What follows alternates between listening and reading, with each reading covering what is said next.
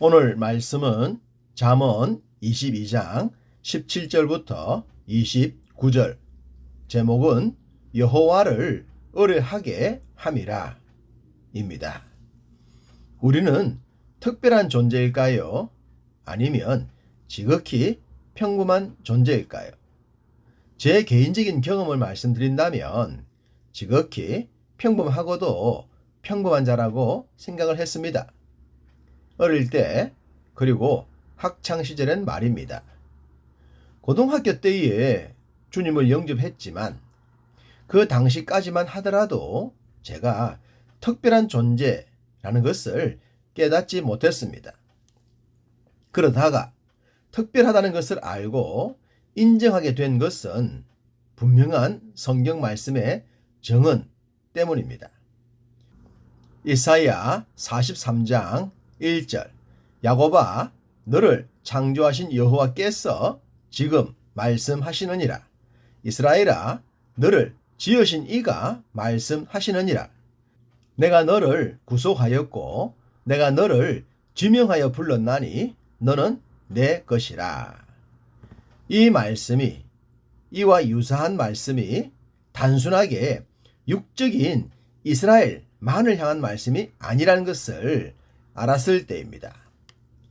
예수님을 구주로 고백할 수 있는 사람이라면, 영적인 죽음에서 영원한 생명의 사람으로 변화된 사람이라면, 만민 중에 특별하게 선택받은 존재라는 것을 분명히 깨달아 알았기 때문이며, 또한 그 사실이 믿어지기 때문입니다. 이것을 깨닫는 순간 엄청난 자존감으로 충만하게 되었습니다. 당연히 지금도 그러합니다. 신학교를 다니면서 일반 은총과 특별 은총에 대해 배웠을 때 더욱 확실하게 자신이 얼마나 특별한 존재인지를 깨달았습니다. 비와 공기를 누리고 이 지구를 살아갈 수 있음은 불신자들에게도 주어진 특권인데, 그것은 일반 은총이요 자연 은총이라는 겁니다. 특별한 것이 아니라는 것이죠. 특별함은 나와 창조주와의 관계가 믿어지며 창조주 하나님의 특별하신 섭리 속에 살아간다는 것입니다. 놀라운 것은 솔로몬도 이런 고백을 하고 있다는 겁니다. 19절, 내가 내게 여호와를 의뢰하게 하려 하여 이것을 오늘 특별히 내게 알게 하였노니.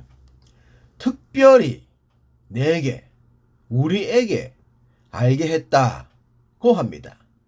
무엇을 말입니까? 17절, 너는 귀를 기울여 지혜 있는 자의 말씀을 들으며 내 지식에 마음을 둘지어다. 하나님의 말씀을 듣고 그것을 간직하는 것이 나에게만 주어진 특권이라는 겁니다. 어쩌다 보니 교회를 다니는 것이 아니고 특별한 존재이기 때문에 교회를 다니고 있다는 겁니다. 하나님 말씀에, 하나님의 가르침에 우리의 마음을 둘 수 있게 허락하심은 특별한 섭리라는 것입니다. 솔로몬은 분명하게 말합니다. 여호와를 의뢰하게 하려 하여 특별히 우리에게 알려주었다 라고 말입니다. 할렐루야! 이것이 믿어질 때 우리의 믿음 생활은 삶이 되고 생활이 될 것입니다. 교회는 다니고 안 다니고의 주제가 아닌 것으로 바뀌게 되고 말입니다. 솔로몬은 계속해서 말합니다. 18절, 이것을 내 속에 보존하며 내 입술 위에 함께 있게 함이 아름다우니라. 아름다운 사람이 되고 싶으십니까? 그렇다면 특별하게 부탁한 말씀을 보존하시면 됩니다. 특별하신 말씀을 되새기면 됩니다. 말씀과 함께하는 삶, 그런 삶을 하나님은 아름답다 하십니다. 그러니 하나님께서 인정하시는 아름다운 분들 다 되셨으면 합니다.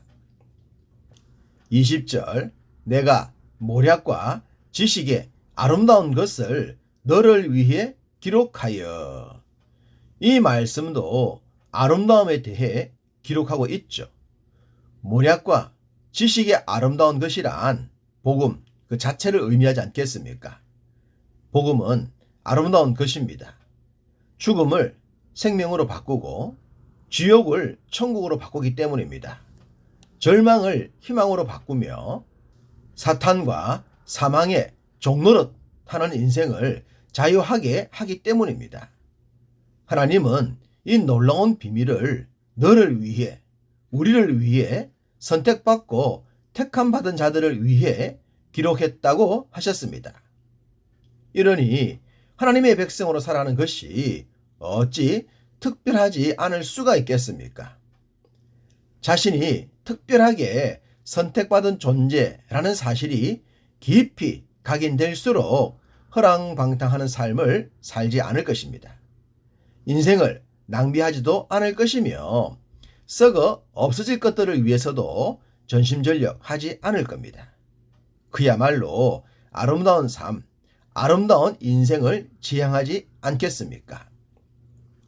21절 내가 진리의 확실한 말씀을 깨닫게 하며 또 너를 보내는 자에게 진리의 말씀으로 회답하게 하려 함이 아니냐. 서두에 말씀을 드렸듯이 저는 교회를 다니면서부터 제가 특별한 존재라는 것을 처음부터 알지는 못했습니다. 그러다가 어느 순간 깨닫게 되었죠.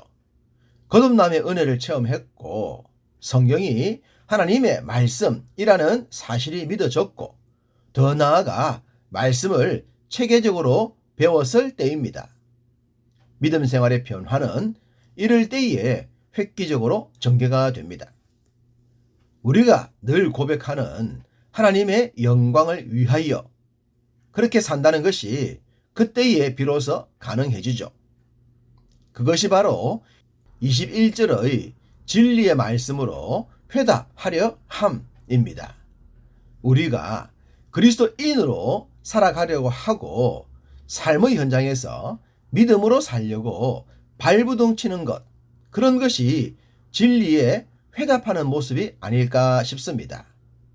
받은 은혜가 많으니 그 은혜에 보답하는 삶이 그런 것이라고 생각됩니다. 탕자가 자기 마음대로 살다가 그런 삶이 진짜 삶이 아니라는 것을 깨닫고 아버지께로 돌아왔듯 우리 삶의 결론은 항상 하나님의 말씀으로 돌아가야 할 것입니다. 그것이 말씀에 회답하는 모습이라 믿습니다. 여호와를 의뢰하게 하려 함이라. 특별한 존재로 하나님을 믿고 따른 자가 되면 삶엔 분명한 변화가 나타나게 되어 있습니다. 22절 약한 자를 그가 약하다고 탈취하지 말며 공고한 자를 성문에서 압제하지 말라. 약한 자와 공고한 자를 괴롭히지 않는 것입니다. 우리가 살아가는 세상은 약자와 공고한 자들의 호소에 귀를 잘 기울이지 않습니다. 매스컴을 타고 뉴스에 막 보도가 된다면 모를까. 그렇지 않을 때는 그냥 묻혀버립니다. 이런 일이 반복되면 이 사회는 점점 병들게 되죠. 사람들이 악에 바치게 됩니다. 폭발, 일부 직전으로 몰리게 되죠. 이런 자들을 도우라고 정치인들이 존재하는데 정치인들의 관심은 대부분 딴 곳에 있습니다. 그러니 약자들이 더욱 불쌍해지는 것입니다. 제발 우리 믿는 정치인들은 달랐으면 합니다. 그리고 우리들도 우리 주위에 어려움을 당한 약자들에 대해 무감각해지지 않도록 더욱 노력을 해야 할 것입니다. 그것이 하나님을 의뢰하는 모습이기 때문입니다. 26절 너는 사람과 더불어 손을 잡지 말라고 했습니다. 사람과 짬짬이를 하지 말라는 말입니다. 우리 주위에 이런 짬짬이로 인해 피해자가 가해자가 되고 보상을 받아야 할 사람이 보상을 해야 하는 어처구니 없는 일들이 있지 않습니까? 하나님을 의뢰하지 않고 사람을 의뢰할 때 이렇게 될 수밖에 없습니다. 그러니 눈에 보이는 사람보다 눈에 보이지 않으나 참이신 하나님을 더욱 신뢰하고 의뢰하는 우리 모두가 되기를 간절히 소원합니다.